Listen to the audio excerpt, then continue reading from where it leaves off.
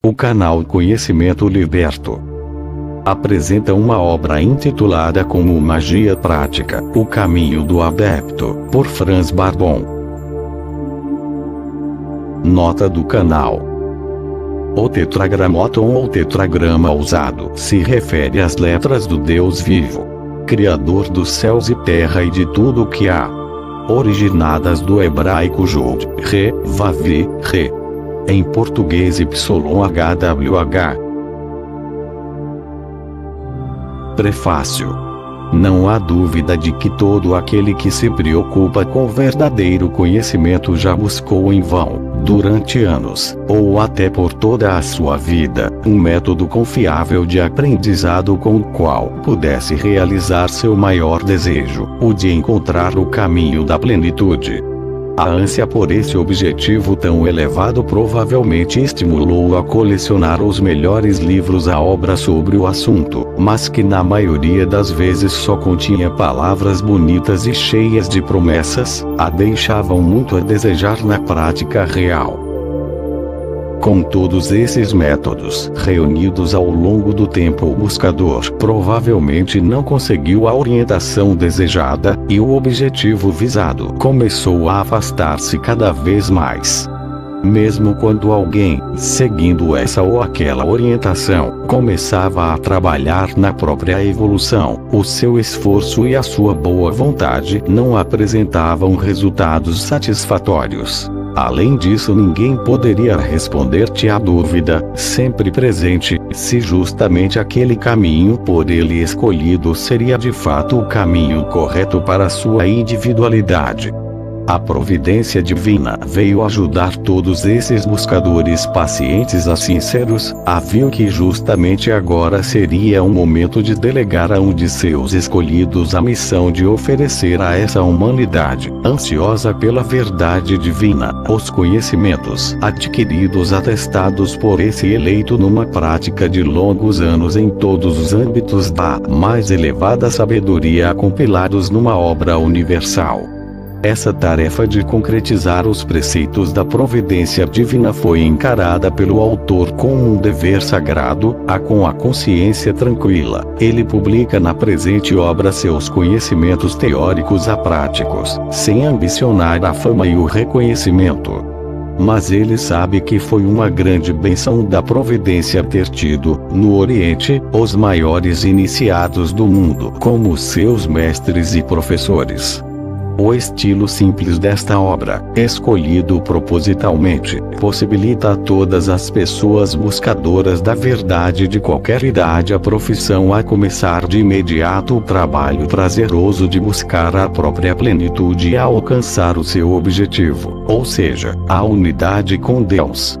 Assim como a providência quis que esta obra fosse escrita e publicada, também deixamos a seu encargo que ela se tornasse disponível a todas as pessoas que têm o desejo firme de trabalhar na própria elevação espiritual, usando métodos confiáveis.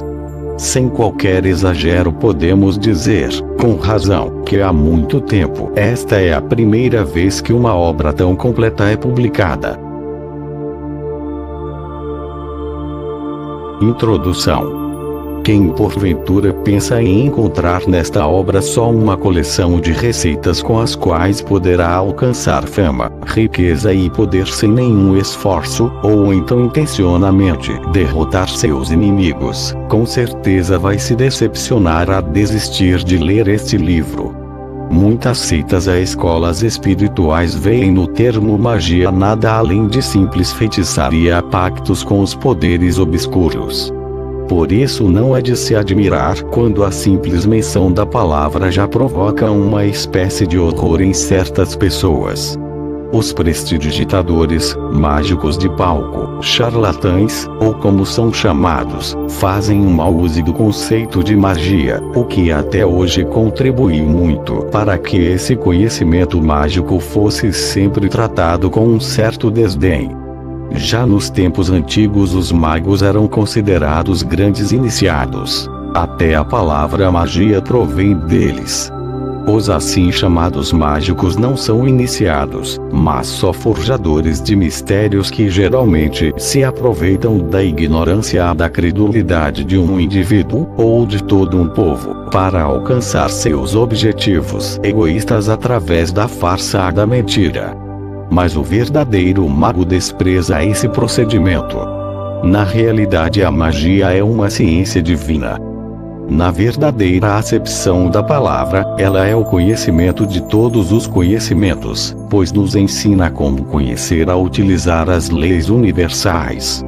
Não há diferença entre magia e misticismo, ou qualquer outro conceito com esse nome, quando se trata da verdadeira iniciação. Sem se considerar o nome que essa ou aquela visão de mundo lhe dá, ela deve ser realizada seguindo as mesmas bases, as mesmas leis universais. Levando em conta as leis universais da polaridade entre o bem e o mal, ativo a passivo, luz a sombra, toda ciência pode ser aplicada para objetivos maléficos ou benéficos. Como uma faca que normalmente só deve ser utilizada para cortar o pão, nas mãos de um assassino pode transformar-se numa arma perigosa. As determinantes são sempre as particularidades do caráter de cada indivíduo. Essa afirmação vale também para todos os âmbitos do conhecimento secreto. Neste livro, escolhi para meus alunos, como símbolo da iniciação a do conhecimento mais elevados, a denominação magia. Muitos leitores sabem que o tarô não é só um jogo de cartas destinado à adivinhação, mas sim um livro simbólico iniciático que contém grandes segredos. A primeira carta desse livro representa um mago, que configura o domínio dos elementos e apresenta a chave para o primeiro arcano, o mistério cujo nome é impronunciável, o tetragrama. Jod, Re, Vavi, Re. É por isso que a porta da iniciação é um mago, e o próprio leitor desta obra poderá reconhecer a grande gama de aplicações dessa carta e o quanto ela é significativa. Em nenhuma obra publicada até agora o verdadeiro significado da primeira carta do tarô foi tão claramente descrito como neste meu livro. Este sistema, montado com o maior cuidado e a mais extrema ponderação, não é um método especulativo, mas o resultado positivo de 30 anos de pesquisa, de exercícios práticos e de repetidas comparações com muitos outros sistemas das mais diversas lojas maçônicas, sociedades secretas de sabedoria oriental, acessíveis somente aos excepcionalmente dotados a alguns raros eleitos. Portanto, é bom lembrar, partindo da minha própria prática indo de encontro à prática de muitos, que com certeza ele já foi aprovado, sobretudo pelos meus alunos, considerado o melhor a mais útil dos sistemas. Mesmo assim ainda não foi dito e também não quero afirmar que este livro descreve todos os problemas da magia ou do misticismo. Se quiséssemos escrever tudo sobre esse conhecimento tão elevado, então teríamos que preencher compêndios inteiros. Mas com toda a certeza pode-se dizer que esta obra é realmente a porta de entrada para a verdadeira iniciação, a primeira chave para a utilização das leis universais. Também não nego que em obras de diversos autores podemos encontrar aqui e ali alguns trechos explicativos, mas dificilmente o leitor encontrará uma descrição tão precisa da primeira carta do tarô no único livro. Não poupei esforços no sentido de ser o mais claro possível em cada etapa do curso, tomando as grandes verdades acessíveis a qualquer um, apesar de ter encontrado dificuldades para colocá-las em palavras simples, a fim de que fossem compreendidas por todos. Se esse meu esforço deu resultados, é uma constatação que deixa o critério dos leitores. Em alguns casos precisei deliberadamente repetir certas afirmações para enfatizar alguns trechos especialmente importantes a poupar o leitor de um eventual trabalho de folhear constantemente o livro.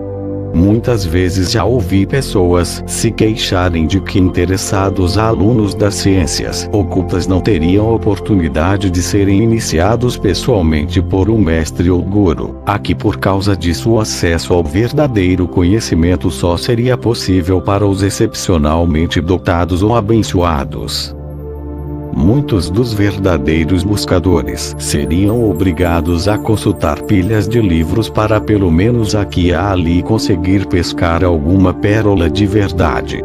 Portanto, quem se preocupa seriamente com a própria evolução a deseja obter esse conhecimento sagrado, não só por pura curiosidade ou pela satisfação de suas paixões mais imediatas, encontrará nesta obra o guia certo da iniciação.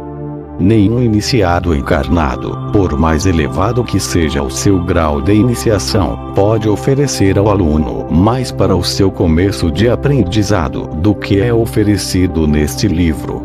Caso o aluno sincero a leitor atencioso encontre neste livro o que ele até hoje procurou em vão, então a obra cumpriu totalmente a sua missão.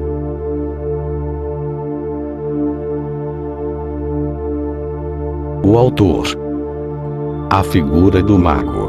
Os reinos mineral, vegetal e animal estão simbolicamente expressos na parte inferior da carta. A mulher à esquerda e o homem à direita são o mais plus, e o menos minus, da pessoa. No meio deles há um ser hermafrodita, homem e mulher numa única pessoa, como sinal do equilíbrio entre os princípios masculino e feminino.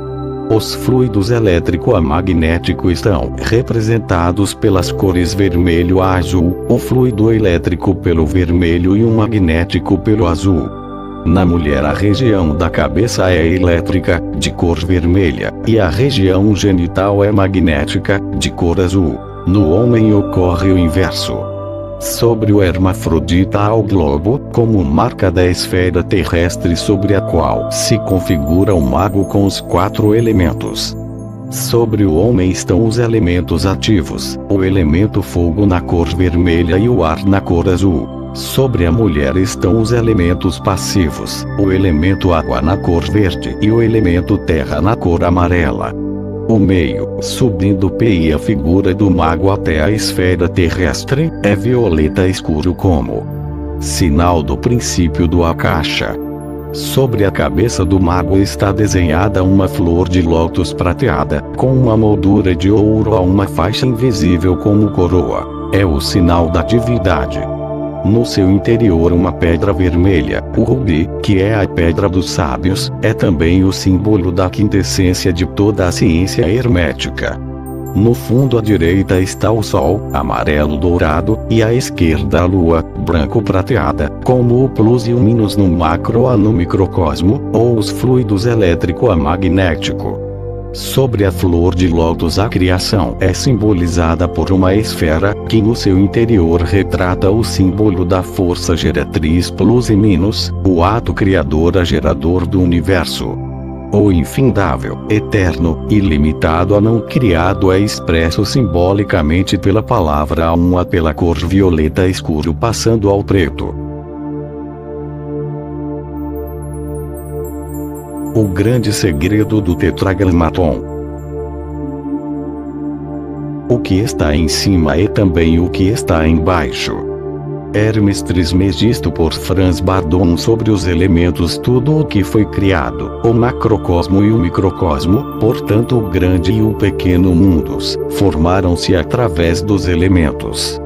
Por causa disso pretendo, já no começo da iniciação, ocupar-me justamente dessas forças a mostrar especialmente sua profundidade a seu múltiplo significado. Até hoje se falou muito pouco, na literatura oculta, sobre as forças dos elementos, por isso resolvi assumir a tarefa de tratar desse assunto ainda inexplicado e erguer os véus que encobrem as suas leis. Não é nada fácil esclarecer os não iniciados de modo a levar ao seu conhecimento não só a existência e a ação desses elementos, mas também dar a esses leitores a possibilidade de trabalhar posteriormente com essas forças na prática. O universo todo iguala-se a um mecanismo de um relógio, com engrenagens mutuamente dependentes. Até mesmo o conceito da divindade como a entidade de alcance mais elevado, pode ser classificado de modo análogo aos elementos, em certos aspectos. Há mais detalhes sobre isso no capítulo que trata do conceito de Deus. Nos escritos orientais mais antigos, os elementos são definidos pelos tattvas. Na nossa literatura europeia só lhes damos atenção na medida em que enfatizamos seus bons efeitos ou apontamos suas influências desfavoráveis, o que quer dizer, portanto, que sob a influência dos tattvas, determinadas ações podem ser levadas adiante ou devem ser deixadas de lado. Não há dúvida sobre a autenticidade desse fato, mas tudo o que nos foi revelado até hoje aponta só para um aspecto muito restrito dos efeitos dos elementos. A prova dos efeitos dos elementos em relação aos tattvas, para o uso pessoal, consta de modo suficientemente explícito nas obras astrológicas. Porém eu penetro mais profundamente no segredo dos elementos, por isso escolho uma outra chave, aliás análoga à astrológica, mas que não tem nada a ver com ela. Pretendo ensinar as diversas maneiras de utilizar essa chave até agora desconhecida para o leitor. Trato cada uma das funções, analogias a efeitos dos elementos, em sequência e com mais detalhes, nos capítulos subsequentes. Além de desvendar o seu lado teórico, também mostro a sua utilização prática, pois é justamente nela que reside o maior arcano. Sobre esse grande conhecimento secreto dos elementos, já se escreveu no mais antigo livro da sabedoria esotérica, o Tarot, cuja primeira carta, o Mago, representa o conhecimento e o domínio dos elementos. Nessa primeira carta os símbolos são: a espada, que simboliza o elemento fogo; o bastão, que simboliza o elemento ar; o cálice, o elemento água; as moedas, elemento terra. Aqui podemos perceber que já nos antigos mistérios apontava-se um mago como primeira carta do tarot, assim se escolhia o domínio dos elementos como o primeiro ato da iniciação.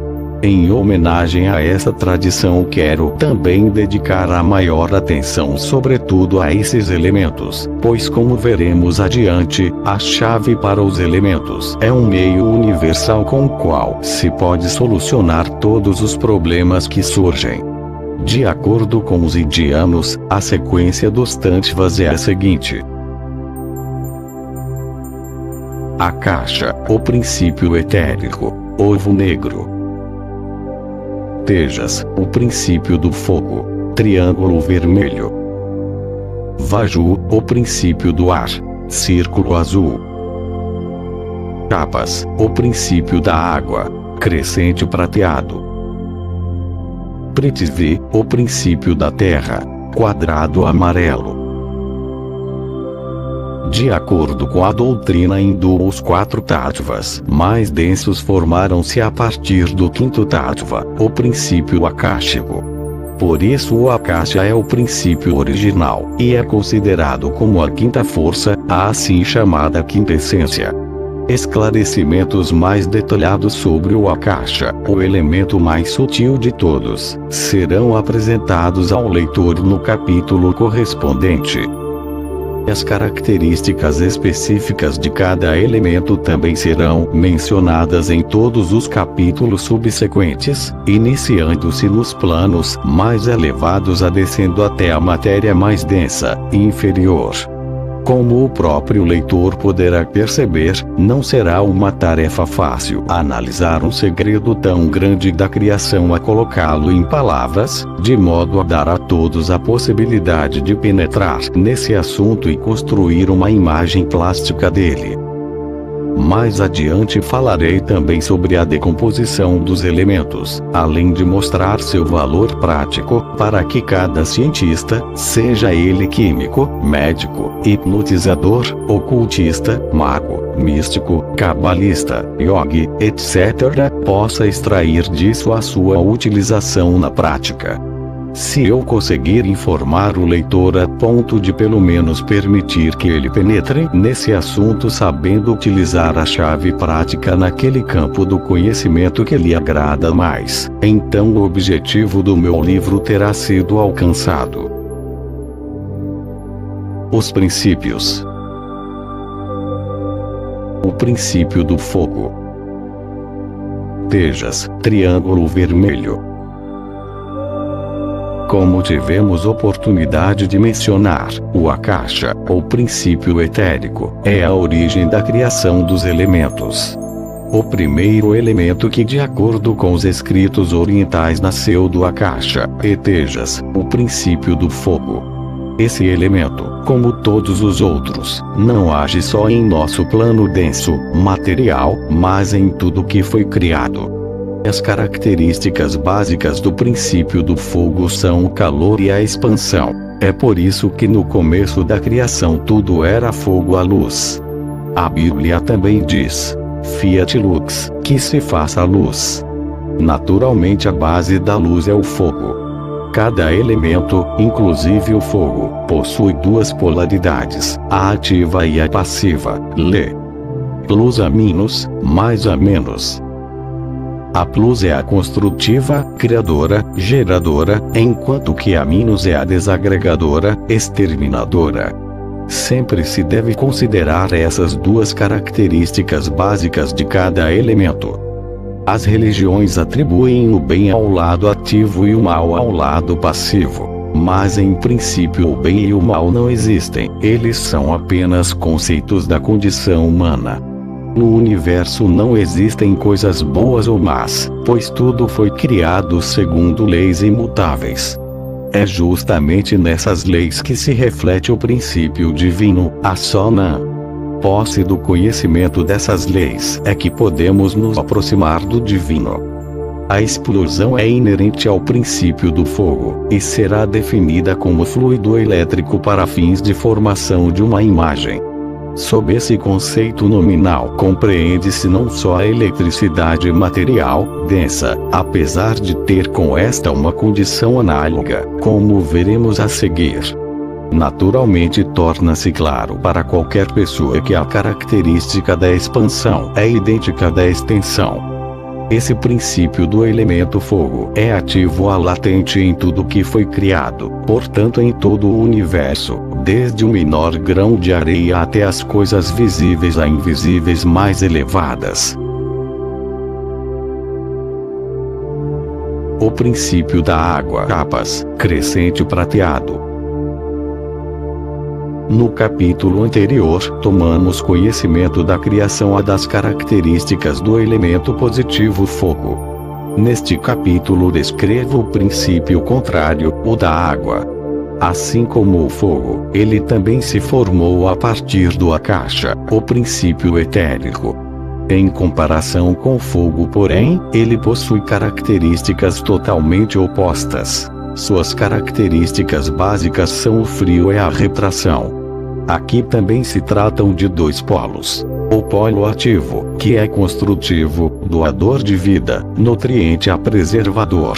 E o negativo, igual ao do fogo, desagregador, fermentador, decompositor, dissipador. Como o elemento água possui em si a característica básica da retração, ele deu origem ao fluido magnético. Tanto o fogo quanto a água agem em todas as regiões. Segundo a lei da criação, o princípio do fogo não poderia existir se não contivesse um polo oposto, ou seja, o princípio da água. Esses dois elementos, fogo e água, são aqueles elementos básicos com os quais tudo foi criado.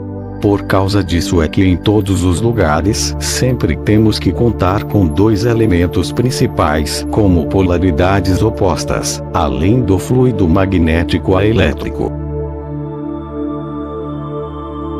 O princípio do ar, Vaju, círculo azul. Outro elemento que se formou a partir do Akasha é o ar. Os iniciados encaram esse princípio não como um elemento real, mas colocam-no numa posição intermediária entre o princípio do fogo e o da água. O princípio do ar, como meio, por assim dizer, produz um equilíbrio neutro entre os efeitos passivo-ativo do fogo e da água. Através dos efeitos alternados dos elementos passivo-ativo do fogo e da água, toda a vida criada tomou-se movimento. Em seu papel intermediário, o princípio aéreo assumiu do fogo a característica do calor, a da água a da umidade. Sem essas duas características a vida não seria possível. Além disso, elas também conferem ao princípio aéreo duas polaridades. No efeito positivo a da doação da vida, a no negativo, a exterminadora. Quanto aos elementos citados, devemos acrescentar que não se tratam de fogo, água e ar comuns, na verdade só aspectos do plano material denso, mas sim de características universais dos elementos. O princípio da Terra. Prithvi, quadrado amarelo. Já dissemos que o princípio do ar não representa propriamente um elemento em si. Essa afirmação vale também para o princípio da Terra. Isso significa que, do efeito alternado dos três elementos mencionados em primeiro lugar, o elemento terra formou-se por último, pois através de sua característica específica, a solidificação, ela integra em si todos os outros três. Foi justamente essa característica que conferiu uma forma concreta aos três elementos.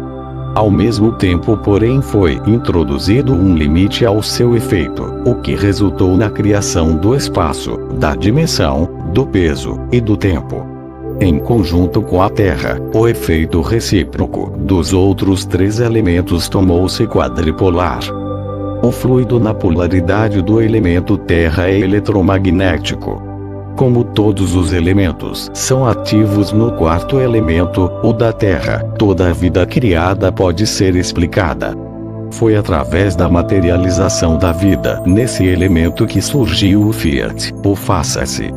Outras explicações mais detalhadas dos efeitos específicos dos elementos nas diversas esferas há reinos, como no reino da natureza, no reino animal, no reino humano, etc., poderão ser encontradas no conteúdo subsequente do livro. O importante é que o leitor consiga ter uma ideia geral do funcionamento dos efeitos dos princípios dos elementos em todo o universo. A luz, o princípio do fogo, é a base da luz. Sem ele a luz jamais poderia existir. Por isso ela é um dos aspectos do fogo. Todos os elementos do fogo podem ser convertidos em luz e vice-versa. É por isso que a luz contém todas as características específicas. É luminosa, penetrante, expansiva.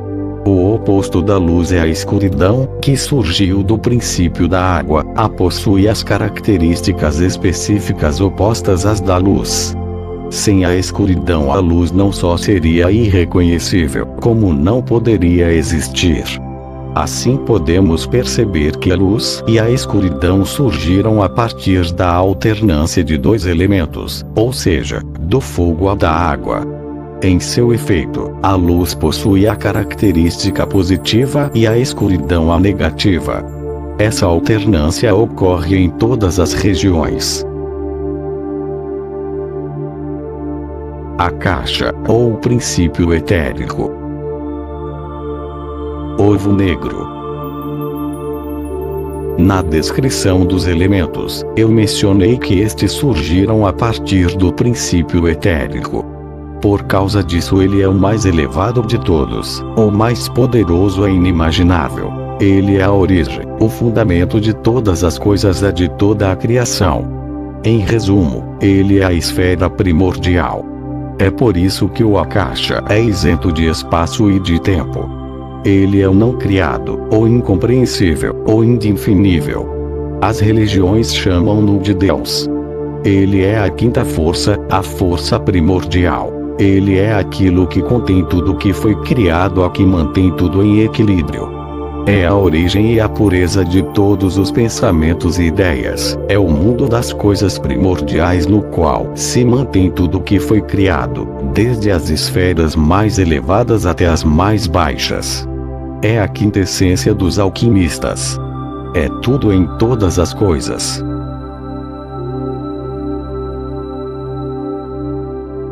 Karma, a lei de causa e efeito, uma lei imutável que possui seu aspecto característico justamente no princípio do Akasha, é a lei de causa e efeito. Toda causa provoca um efeito correspondente. Essa lei vale em todos os lugares, como a lei suprema. Assim, toda ação tem como consequência um determinado efeito ou produto. Por isso o karma deve ser considerado não só uma lei para nossas boas ações, como prega a filosofia oriental, mas, como podemos perceber nesse caso, seu significado chega a ser bem mais profundo. Instintivamente, as pessoas sentem que todo bem só produz bons frutos, a todo mal tem como consequência a produção de coisas más. Ou como diz a boca do povo: o que o homem semeia, ele colhe.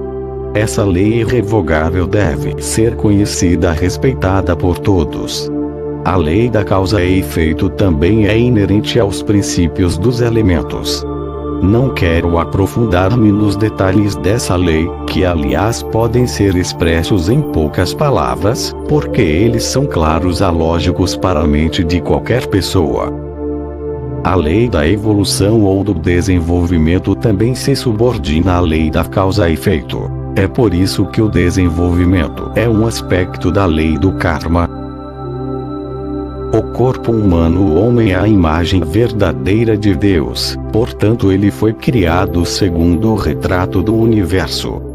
Tudo que se encontra no universo numa escala maior, reflete-se no homem numa escala menor. É por isso que o homem é definido como um microcosmo, em contraposição ao universo como macrocosmo.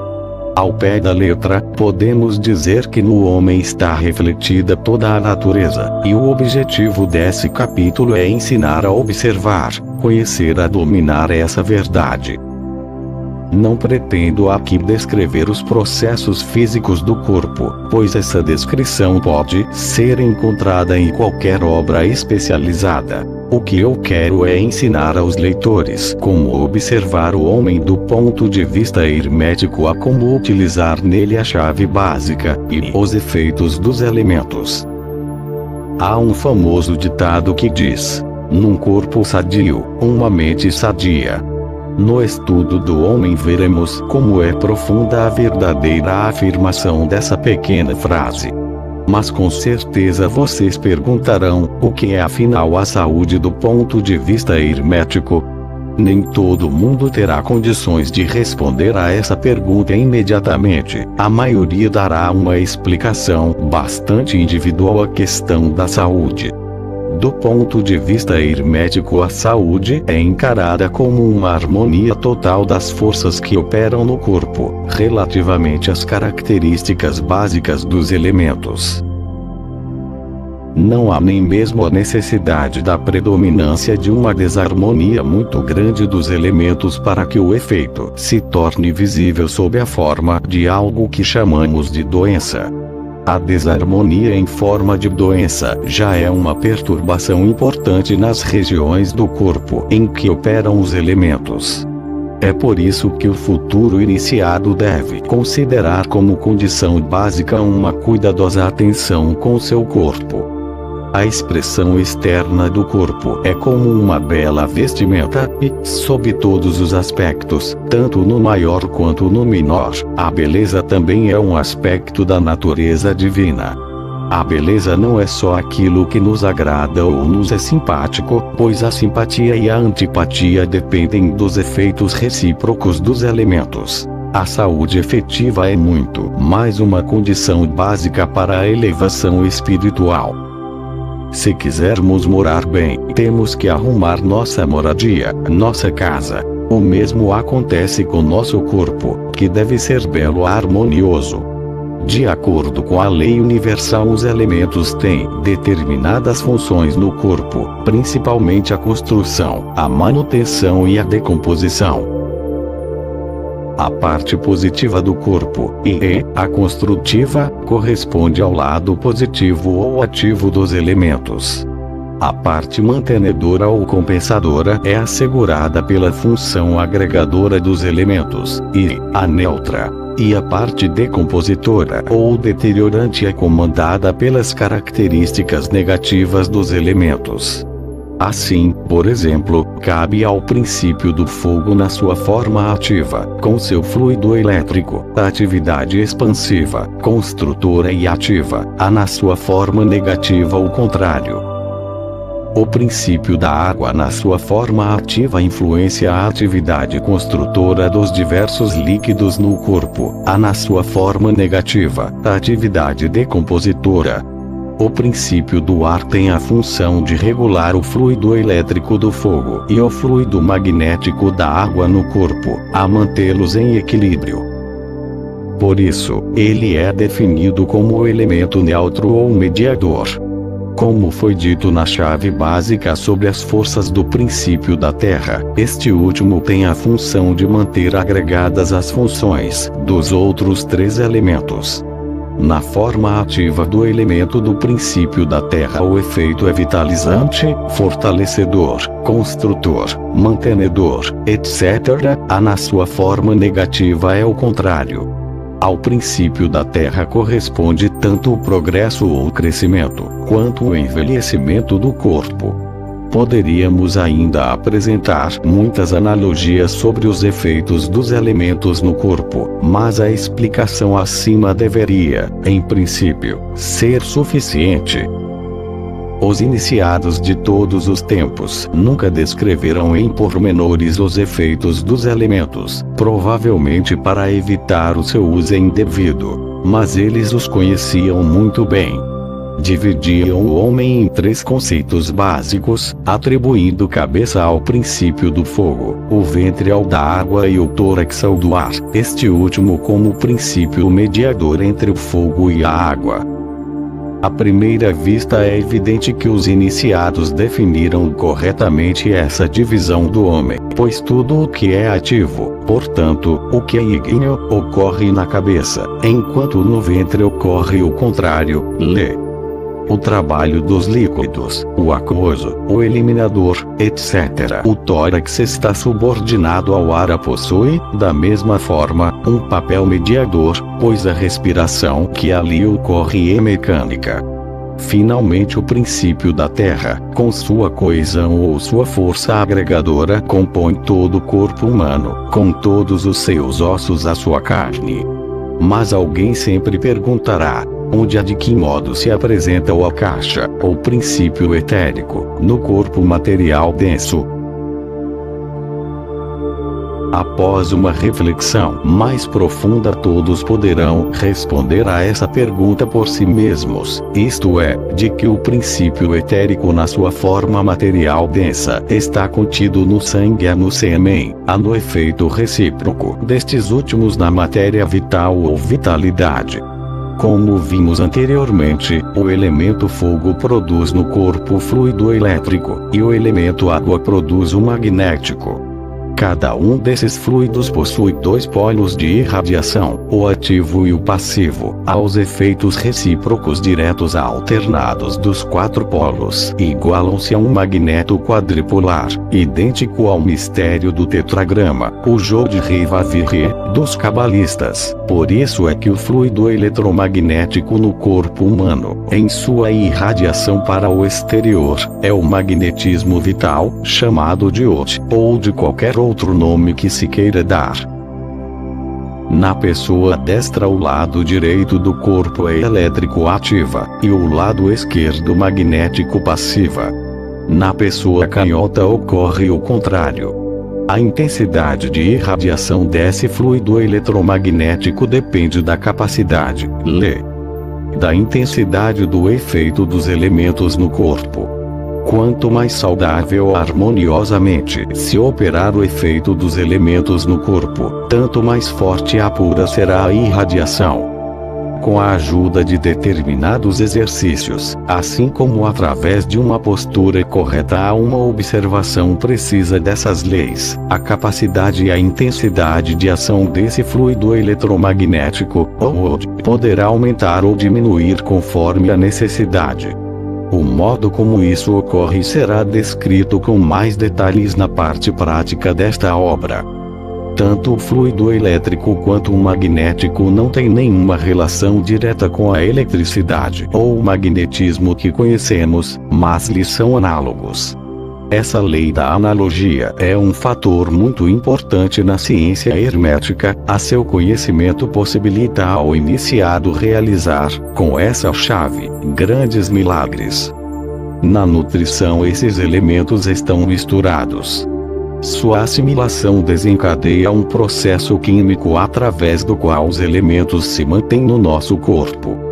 Do ponto de vista médico, a assimilação de qualquer nutriente, em conjunto com a respiração, desencadeia um processo de combustão, no qual o hermetista vê muito mais do que um simples processo químico. Ele vê a fusão dos nutrientes, assim como o fogo que é constantemente mantido aceso através da matéria em combustão. É por isso que toda a vida depende da entrada contínua de material combustível e do alimento à da respiração. Para que cada elemento receba seu material de manutenção necessário, recomenda-se uma alimentação variada, misturada, que contenha todas as matérias básicas dos elementos. Se, por exemplo, fôssemos obrigados a passar a vida toda dependendo de um único nutriente, então sem dúvida nosso corpo adoeceria e tornar-se-ia desarmônico.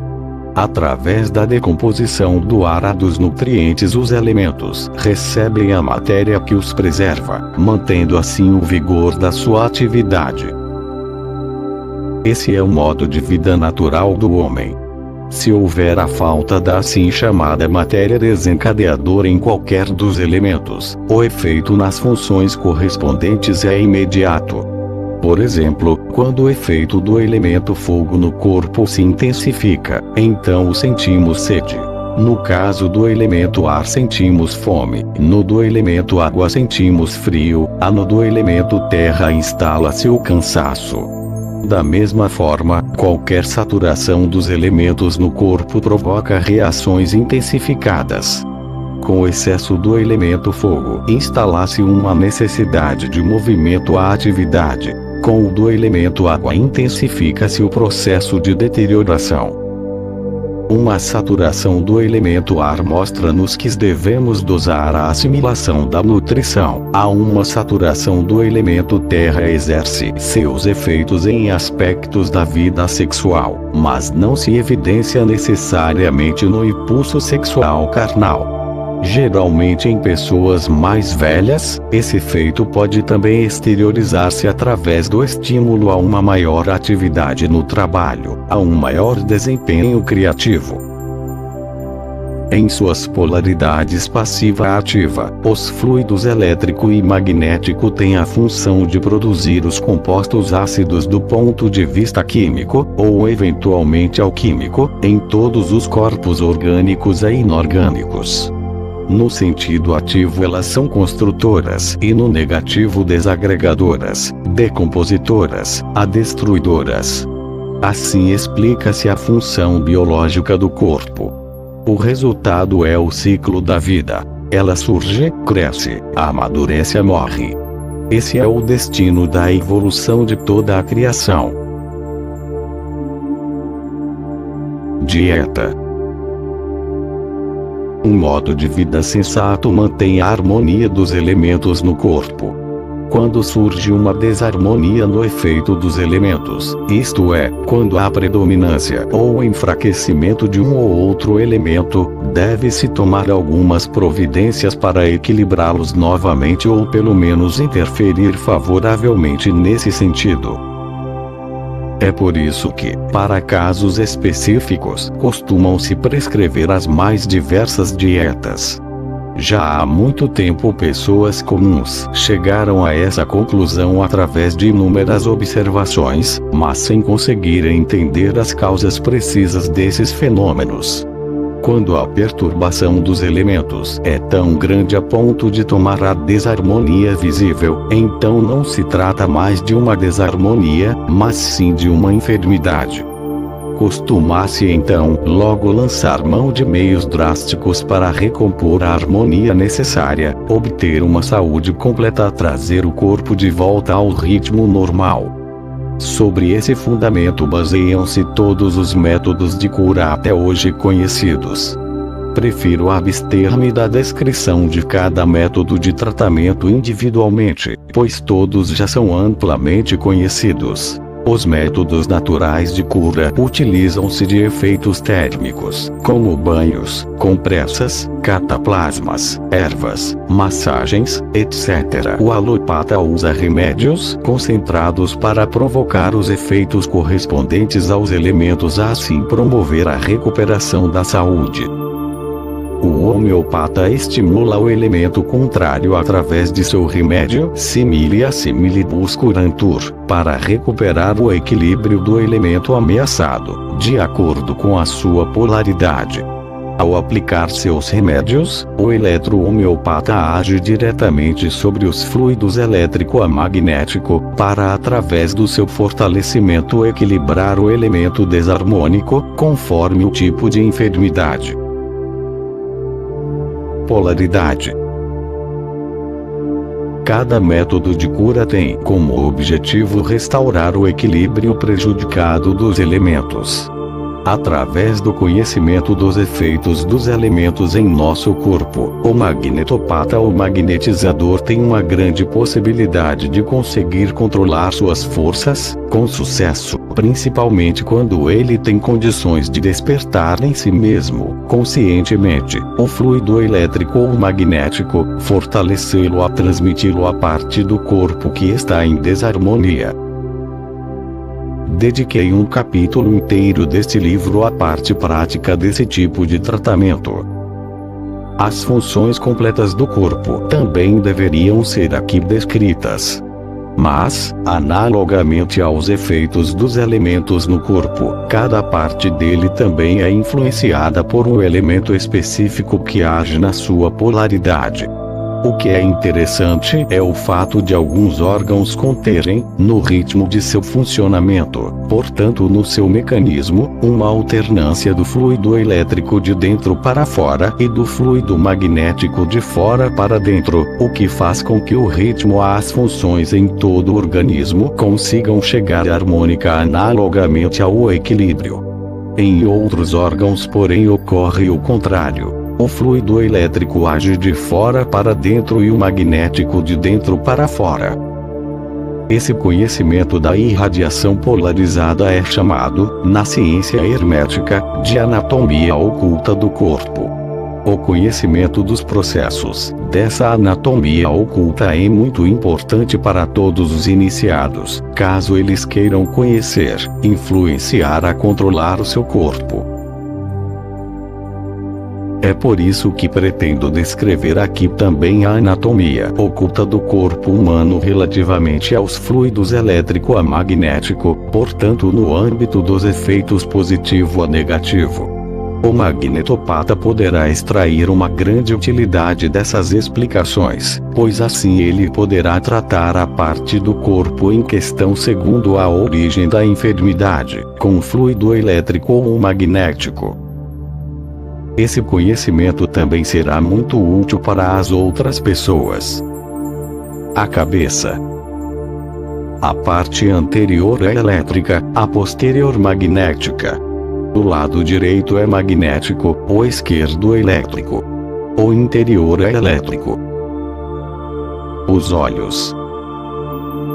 A parte anterior é neutra, a parte posterior também é neutra. O lado direito é elétrico, o lado esquerdo também é elétrico. O interior é magnético. As orelhas. A parte anterior é neutra, a parte posterior também é neutra. O O lado direito é magnético, o lado esquerdo é elétrico, o interior é neutro. Boca e língua. A parte anterior é neutra, a posterior também é neutra. O lado direito é neutro, o esquerdo também é neutro. O interior é magnético.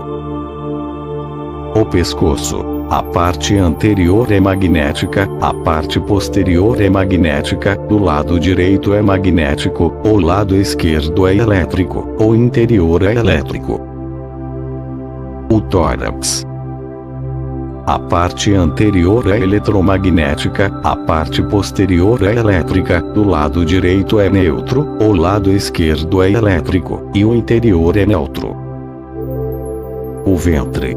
A parte anterior é elétrica, a parte posterior é magnética. Do lado direito é magnético, o lado esquerdo é elétrico, o interior é magnético. As mãos. A parte anterior é neutra, a parte posterior é neutra, do lado direito é magnético, o lado esquerdo é elétrico, o interior é neutro. Os dedos da mão direita. Os lados anterior e posterior são neutros, os lados direito e esquerdo são elétricos, o interior é neutro. Os dedos da mão esquerda. Os lados anterior e posterior são neutros, o lado direito é elétrico, o lado esquerdo também é elétrico, o interior é neutro. Os pés. As partes anterior e posterior são neutras, o lado direito é magnético, o lado esquerdo é elétrico, o interior é neutro. Os órgãos genitais masculinos. A parte anterior é elétrica, a parte posterior é neutra, os lados esquerdo e direito são neutros, e o interior é magnético. Os órgãos genitais femininos. A parte anterior é magnética, a parte posterior é neutra, os lados direito e esquerdo são neutros, o interior é elétrico. Última vértebra da coluna junto ao ânus. As partes anterior e posterior são neutras, os lados direito e esquerdo são neutros, o interior é magnético. Com base nessa anatomia oculta, o iniciado pode, com a chave do magneto quadripolar, compor outras analogias segundo a sua necessidade. E nessa anatomia o alquimista reconhece também que o corpo humano é um verdadeiro atanor, no qual ocorre, bem visível, o processo alquímico mais completo, a grande obra, ou a preparação da pedra dos sábios.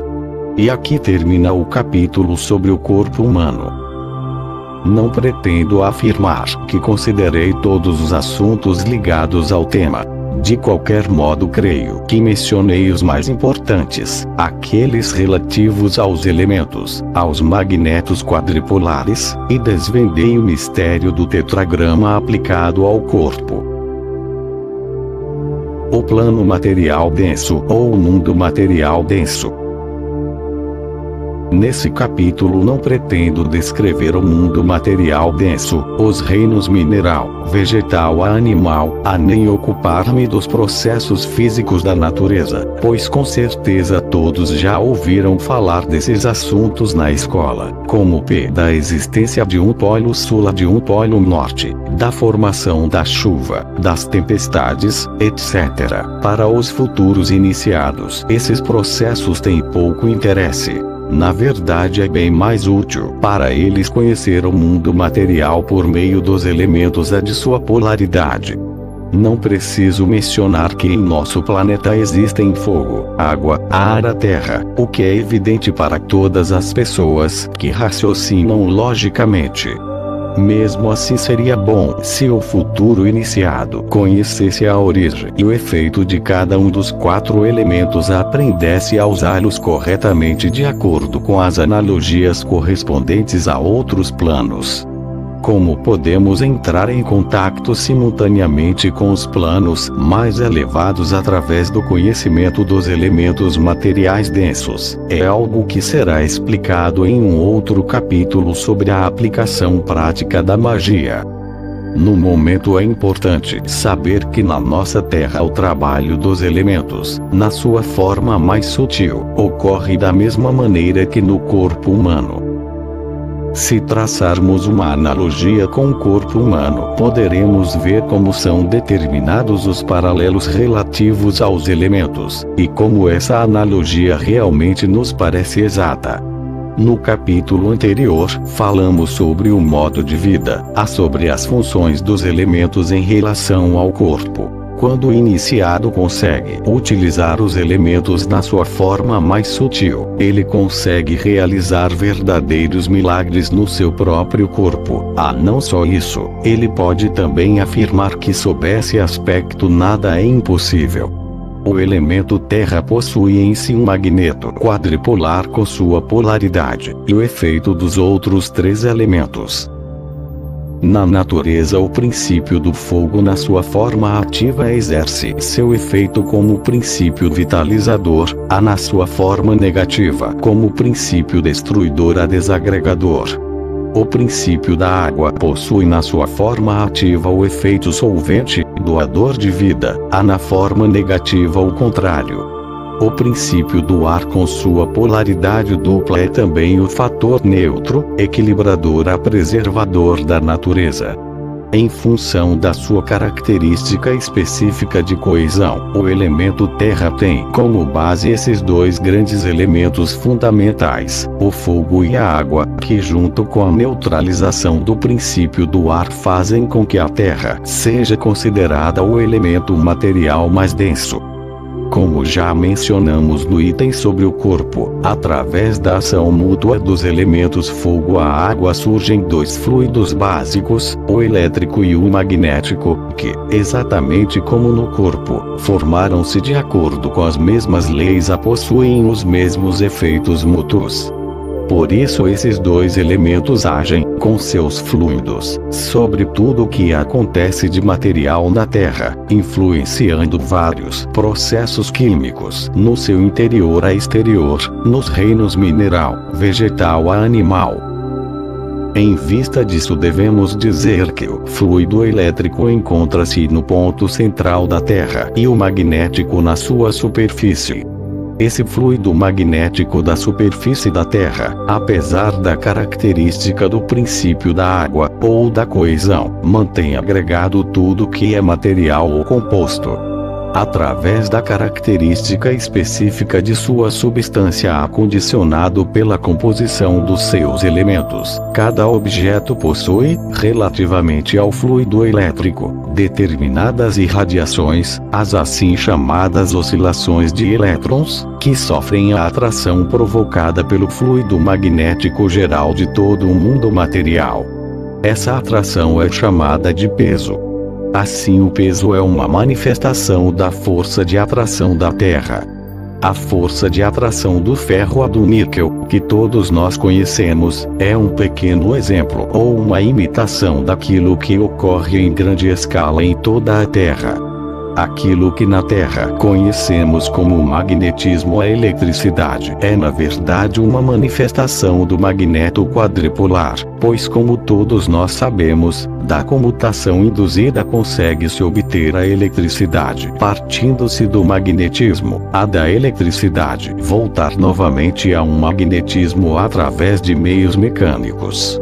A transformação de uma na outra já é na verdade um processo alquímico, ou mágico, que no entanto foi tão vulgarizado ao longo do tempo que atualmente não é mais encarado como alquimia ou magia, mas foi simplesmente delegado à física.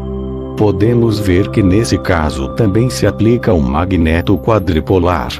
Em relação à lei do magnetismo e da eletricidade, não só do corpo, como descrevemos no último capítulo, mas também do mundo material denso, todo ocultista sabe que tudo o que está em cima é também o que está embaixo. Todo iniciado que sabe empregar as forças dos elementos ou o grande mistério do tetragramaton em todos os planos, também terá condições de realizar grandes feitos em nosso mundo material, coisas que aos olhos dos não iniciados poderão parecer milagres. Porém, para o iniciado elas não são milagres. A ele conseguirá explicar até as coisas mais intrigantes com base no conhecimento dessas leis. Todo o crescimento, o amadurecimento, toda a vida e também toda a morte em nossa terra dependem das leis aqui descritas. Por esse motivo o iniciado sabe que a morte não é a ideia de uma queda no nada. O que é considerado como um aniquilamento ou uma morte é só uma passagem de um estado a outro. O mundo denso material surgiu do princípio do Akasha, o nosso já conhecido éter, e é também regulamentado e mantido por ele. É assim que se explicam todas as invenções, baseadas na transmissão dos fluidos elétrico-magnético, que dependem de uma transmissão à distância através do éter, como o rádio, a telegrafia, a telefonia e a televisão, além de muitas outras que surgirão no futuro.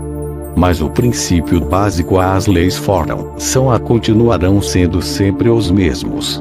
Sobre os efeitos dos fluidos magnético e elétrico no plano material denso, poderíamos escrever um livro inteiro bastante abrangente de conteúdo até emocionante. Mas o leitor dedicado quis decidir trilhar o caminho da iniciação não se deixa intimidar pelo árduo estudo das leis básicas, acabará chegando por si mesmo ao conhecimento das variantes dessas forças às suas características. Os frutos e o conhecimento que ele colherá compensarão amplamente o esforço empregado nesse trabalho.